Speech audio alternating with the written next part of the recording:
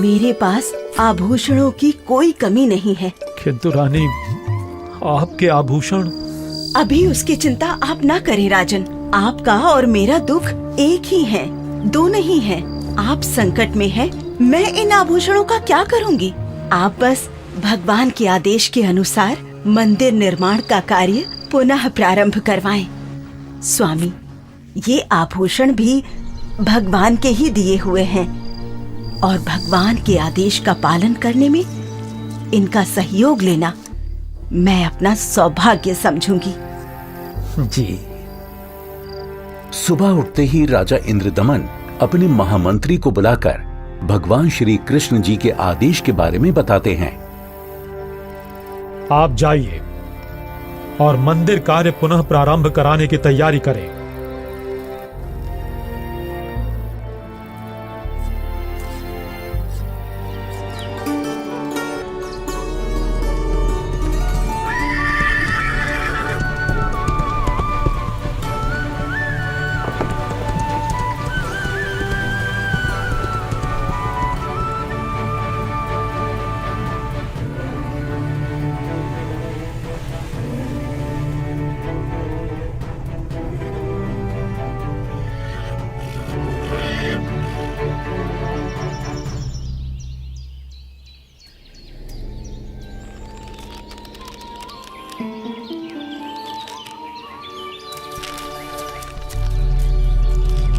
प्रणाम ऋषि जी। कहो इंद्रदमन, कैसे आना हुआ? हे महात्मा, मुझे माफ कर दो। मैंने आप पर विश्वास नहीं किया। स्वप्न में भगवान श्री कृष्ण जी ने बताया है कि आप समर्थ ऋषि हैं। मुझ दीन पर कृपा करो। राजन, जिस ओर से समुद्र हर बार आकर मंदिर को बहा ले जाता है, आप उस ओर एक छोटा सा चबूतरा बनवा दें, जिस पर बैठकर मैं परमात्मा की भक्ति करूंगा। जो आज्ञा महाराज। कुछ समय बाद मंदिर का निर्माण कार्य तकरीबन पूरा हो चुका था। एक दिन राजा स्वयं खड़े होकर निर्माण कार्य देख रहे होते हैं। तभी वहां गोरखनाथ जी आ जाते हैं। प्रणाम स्वीकार करें महात्मन। इंद्रदमन, आप भगवान का इतना सुंदर मंदिर बनवा रहे हैं, किंतु सुना है कि इस मंदिर में कोई मूर्ति नहीं लगा रहे। ऐसा क्यों? मुनिवर क्षमा करें। भगवान श्री कृष्ण ने स्वयं स्वप्न में आकर मुझे मूर्ति लगाने से मना किया है। राजन, सपना तो सपना ही होता है। आपको हमारे आदेश का पालन करना होगा। मंदिर में भगवान कृष्ण की मूर्ति की स्थापना की जाए। हे महात्मन, जैसा आपका आदेश। हाँ, और याद रहे, मूर्ति चंदन की लकड़ी से बनाई जाए।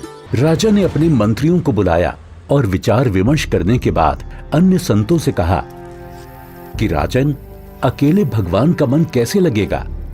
मंदिर में भगवान श्री कृष्ण जी के साथ साथ बलराम और सुभद्रा की मूर्ति भी स्थापित की जाए। राजा ने मूर्ति बनाने के लिए एक कुशल कारीगर ढूंढने की बात कही। मंत्रियों ने 3 कुशल कारीगरों को बुलाकर मूर्तियां बनवाना शुरू कर दिया। अब एक तरफ मंदिर तो दूसरी तरफ मूर्तियां बनाने का काम चल रहा होता है। किंतु कुछ समय बाद पता चलता है कि जिस तरह मंदिर बार बार टूट रहा था, अब इस प्रकार मूर्तियों के भी अपने आप टुकड़े टुकड़े होने लगते हैं।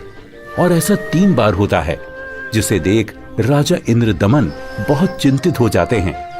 किंतु भगवान से भक्त का दुख देखा नहीं जाता। इसलिए एक दिन जब राजा अपने दरबार में बैठे होते हैं और पूरा दरबार बिल्कुल शांत होता है, सबके सब इसी चिंता में होते हैं कि करें तो क्या करें। तभी वहां पूर्ण परमात्मा कबीर देव एक वृद्ध कारीगर यानी शिल्पकार का रूप धारण करके प्रकट हो जाते हैं।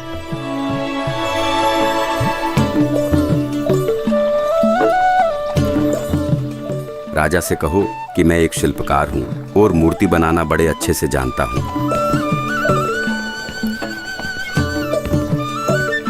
महाराज की जय हो। महाराज, बाहर एक वृद्ध व्यक्ति आया है और अपने आप को मूर्तिकार बता रहा है, आपसे मिलना चाहता है महाराज। अवश्य, उनको अवश्य आने दिया जाए। जो आदेश महाराज।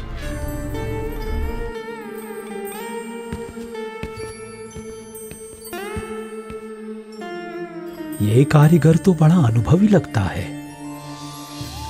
अवश्य भगवान की ही कोई लीला है। हे राजन, मैंने सुना है कि प्रभु के मंदिर के लिए मूर्तियां पूर्ण रूप से बन नहीं पा रही हैं। जी, आपने बिल्कुल सही सुना है। मैं 80 वर्ष का वृद्ध हो चुका हूं और मुझे 60 वर्ष का अनुभव है राजन। चंदन की लकड़ी की मूर्ति प्रत्येक कारीगर नहीं बना सकता। यदि आपकी आज्ञा हो तो सेवक उपस्थित है। हे कारीगर, आप मेरे लिए भगवान ही हैं, जो कारीगर बनकर आए लगते हो। कृपया आप शीघ्र, अति शीघ्र ही मूर्तियां बना दो। मूर्तियां तो मैं बना दूंगा, किंतु राजन, मेरी एक शर्त है। क्या शर्त है आपकी?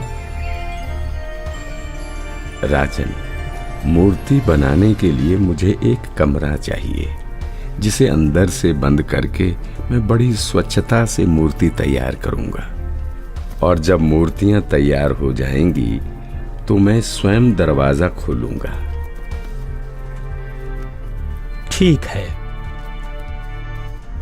एक बात और राजन, यदि किसी ने मेरे बाहर आने से पहले दरवाजे को खोलने का प्रयास किया तो मूर्तियां फिर पूरी बन नहीं पाएंगी। वो जितनी बनी होंगी उसी हालत में आपको मिलेंगी और फिर उन्हें पूर्ण कर पाना संभव नहीं होगा राजन। जैसी आपकी इच्छा। मंत्री जी, मूर्तियां बनाने के लिए सब बंदोबस्त किया जाए।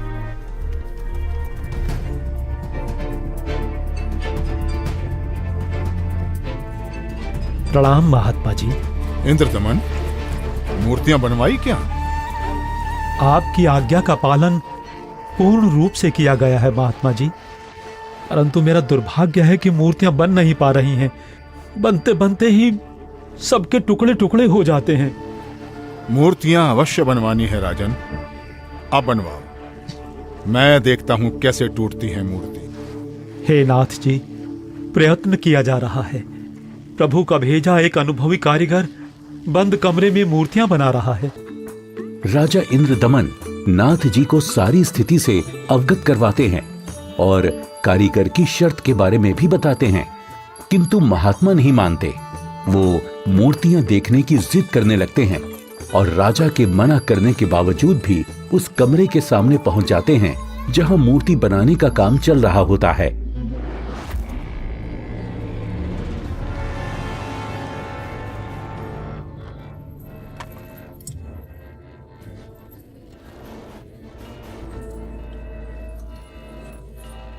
कारीगर, दरवाजा खोलो। दरवाजा खोलो कारीगर। मैं कहता हूं दरवाजा खोलो कारीगर, हमें मूर्तियां देखनी है। राजन, आप बता रहे हो 80 वर्षीय वृद्ध हैं और 12 दिन से खाना पीना भी नहीं किया है। अब आवाज भी बंद है, कहीं कारीगर मर न गया हो। आप दरवाजे को तोड़वा दीजिए। राजा ना चाहते हुए भी नाथ जी के कहने पर दरवाजे को सैनिकों से तुड़वा देते हैं।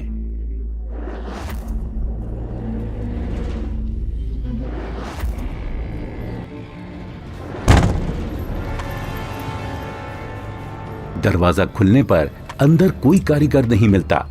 वहां श्री कृष्ण, बलराम और सुभद्रा जी की 3 मूर्तियां रखी होती हैं, परंतु उन मूर्तियों के हाथ और पैर के पंजे नहीं बन पाए थे। ये देखकर सभी चौंक जाते हैं। हे भगवान,